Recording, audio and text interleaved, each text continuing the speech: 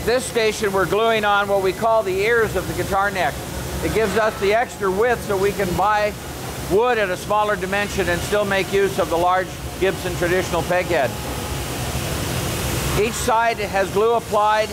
The neck is then inserted into the press, which again will be flattened by an inflatable piece of fire hose. Once that's done, a hydraulic ram will push that group of necks together and assure the clamping of, in this case, 8 necks at a time. Not only is this an efficient method of gluing, but it saves an awful lot of single fixtures where we're able to gang together a group under one clamp.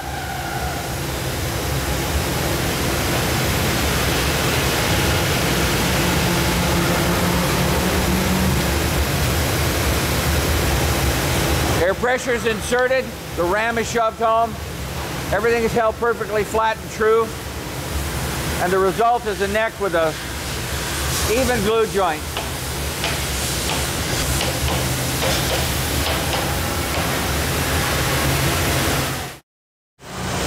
In this operation, we've inserted the truss rod into the slot, which has a radius in it that was patented by Gibson actually before I was born. Each one of the truss rod fillers has the radius of the same shape as the bottom of that, and it deflects the rod in under pressure, as you'll see in a moment.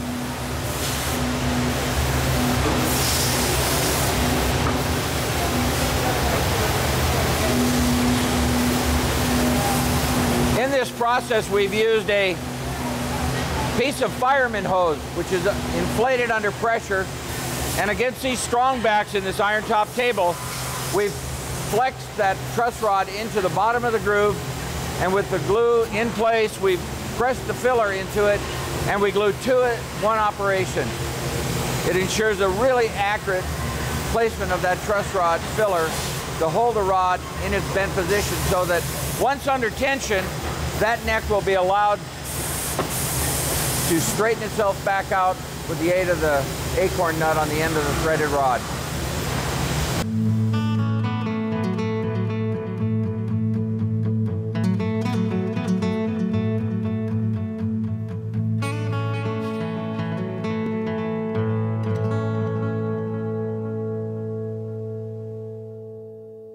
Here we're in the contouring of the neck.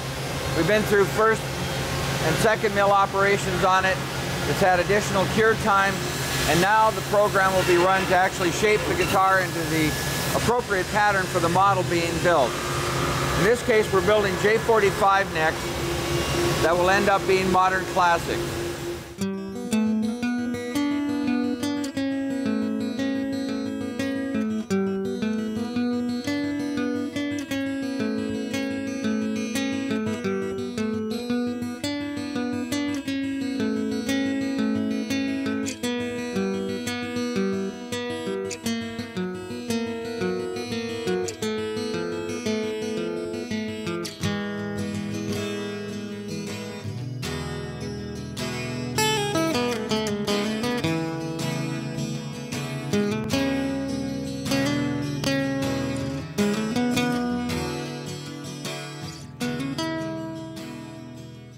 Here we are in the peghead department.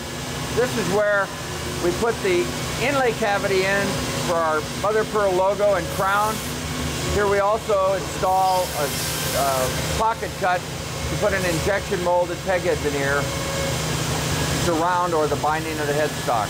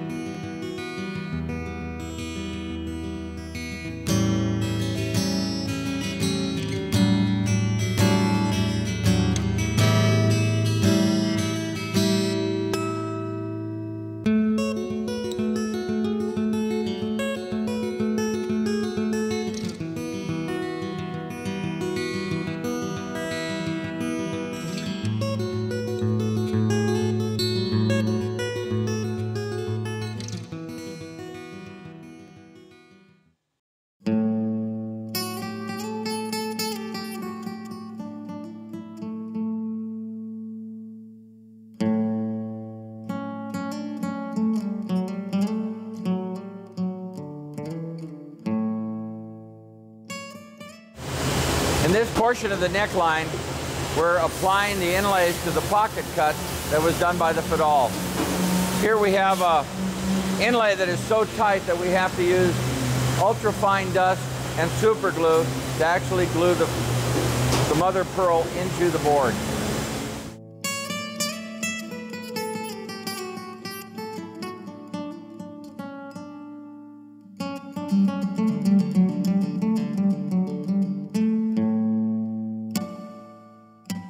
This is the operation where we sand the radius into the board and grind the shell down flat. It's important in this process that we don't carburize the shell. You can heat it up so much that you actually burn and degrade the material itself. It takes on a yellow cast and becomes very pithy. Mother of pearl is just a continual excretion of kind of a saliva and sediment from the ocean floor, which turns into the shell. And it's as stiff and hard as it is in its shell form, it's really very soft in its cross section. We go through a number of sanding operations to get it down to the final appropriate thickness of the board without wrecking the mother of pearl.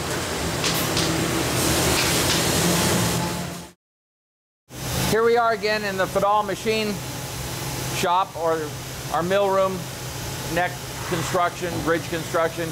On this machine we have the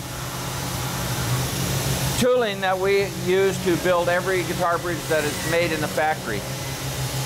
This is a universal or a slave machine, and it allows us to index and then by program create the vast variety of guitar shapes and sizes, the bridge sizes and shapes that we've used throughout history. You'll notice on this machine that there is a dead flat piece of iron, honeycomb full of holes. This is bolted to the face of the pedal table.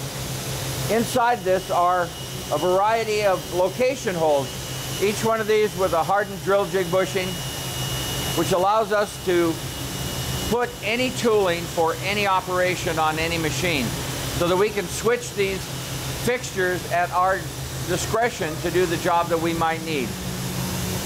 What we do is the tooling is put on, and then this hole is swept with a dial indicator indicating dead zero of this table. The program is then sent from engineering down to the computer.